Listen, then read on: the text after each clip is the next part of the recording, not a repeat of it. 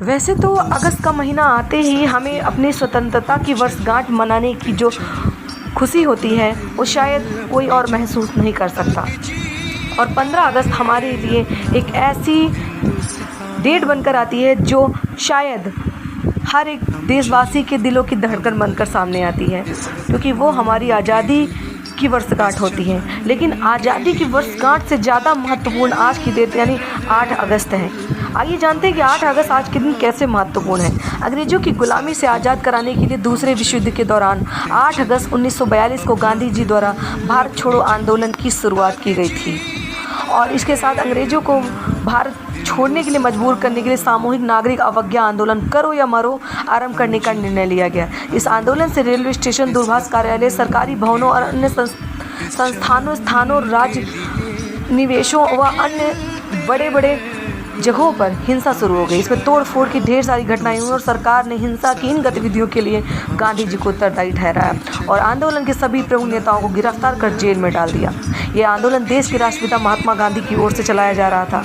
बापू ने इस आंदोलन की शुरुआत अखिल भारतीय कांग्रेस समिति के मुंबई अधिवेशन से की।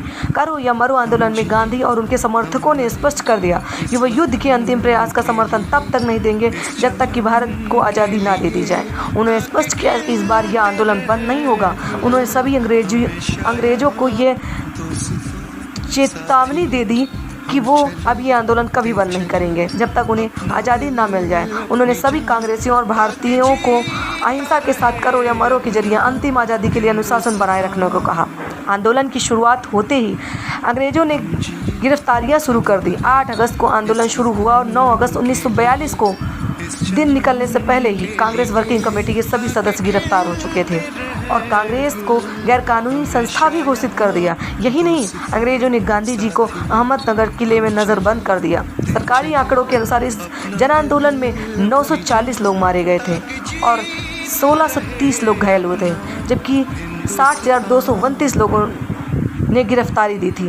हालांकि अंग्रेजों के दमन नीति के बाद भी यह आंदोलन नहीं रुका और लोग ब्रिटिश शासक के प्रतीकों के खिलाफ प्रदर्शन करने सड़कों पर निकल पड़े।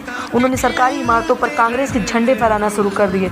लोगों ने गिरफ्तारियां देना और सामान्य सरकारी कामकाज में व्यवधान उत्पन्न करना शुरू कर दिया। वहीं विद्यार्थी और कामगार हड़ताल पर चले गए। बंगाल के किसानों ने करों में बढ़ोतरी के खिलाफ संघर्ष छेड़ दिया। सरकारी कर्मचारियों ने भी काम करना बंद कर दिया। यह एक ऐतिहासिक क्षण था। भारत छोड़ो आंदोलन के दौरान ही डॉक्टर राम मनोहर लोहिया और जयप्रकाश नारायण और अरुणा आसफ अली जैसे नेता उभर कर सामने आए। इस आंदोलन को अपने उद्देश्य में आंशिक सफलता ही मिली थी, लेकिन इस आंदोलन ने 1943 के अंत तक भारत को संगठित कर दिया। आंदोलन के अंत में ब्रिटिश सरकार ने संकेत दिया था कि सत्ता का हस्तांतरण कर उसे भारतीयों के हाथ में सौंप दिया जाएगा। इस समय गांधी जी ने आंदोलन को बंद कर दिया, जिससे कांग्रेसी नेताओं सहित लगभग 1 लाख राजनीतिक बंदियों को रिहा कर दिया गया।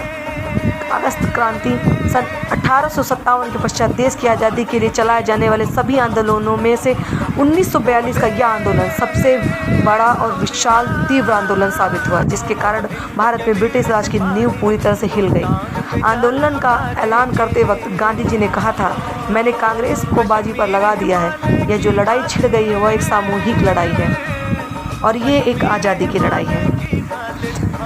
तो 15 अगस्त को हम जो आज़ादी की वर्षगांठ और जश्न मनाते हैं, उसकी शुरुआत 8 अगस्त के दिन हुई थी और इस आंदोलन से जुड़े कुछ बहुत रोचक फैक्ट्स हैं जो मैं आपके साथ शेयर कर रही हूँ। आंदोलन के दौरान अरुणा आसफ अली और उषा मेहता लगातार अंडरग्राउंड रेडियो स्टेशन संचालित करती रही। इसके जरिए आंदोलनकारी देश के दूसरे हिस्सों में हो रही गतिविधियों को जान सकते थे। नवंबर 1942 में अंग्रेज सरकार ने इसे पकड़ लिया। अंग्रेजों द्वारा भारत छोड़ो का प्रस्ताव पास होने के कुछ घंटों के अंदर कांग्रेस के पूरे नेतृत्व को अंग्रेजों ने जेल में डाल दिया। शहर और गाँव के स्थानीय नेता भी गिरफ्तार हो गए, जिसके कारण आंदोलन को चलाने के लिए कोई भी नेता नहीं था। लेकिन इसके बावजूद करीब 1.5 साल तक आंदोलन लगातार चलता रहा। बंगाल के मिदनापुरई, महाराष्ट्र के सतारा और उत्तर प्रदेश के बलिया में स्थानीय आंदोलनकारियों ने अपनी सरकार बना ली थी। बलिया में जिला प्रशासन पर कब्जा कर उन्होंने कांग्रेस के गिरफ्तार नेताओं को रिहा कर दिया, जबकि मिदनापुर की प्रांतीय सरकार तो 1944 तक चलती रही और महात्मा गांधी को अपील के बाद ही आंदोलनकारियों ने इस आंदोलन को खत्म किया। देश भर में कई जगहों पर आंदोलनकारियों ने अंग्रेजी सत्ता और उसके प्रतिष्ठानों के खिलाफ हिंसा का सहारा लिया। करीब 250 रेलवे स्टेशन और 150 पुलिस थाने और 500 से ज़्यादा पोस्ट ऑफिस जला दिए गए। कांग्रेस भी इसे नियंत्रित नहीं कर पाई क्योंकि इसके सारे नेता जेल में थे। तो आज के दिन 8 अगस्त को आज़ादी में जो एक नया टर्न आया, जो एक नई क्रांति आई, जो हमें आज़ादी दिला पाई, उसकी शुरुआत 8 अगस्त को हुई थी। उम्मीद करते हैं आपको ये वीडियो पसंद आया तो इसे ज़रूर शेयर करिए और लोगों तक ये रोचक जानकारी पहुँचाइए।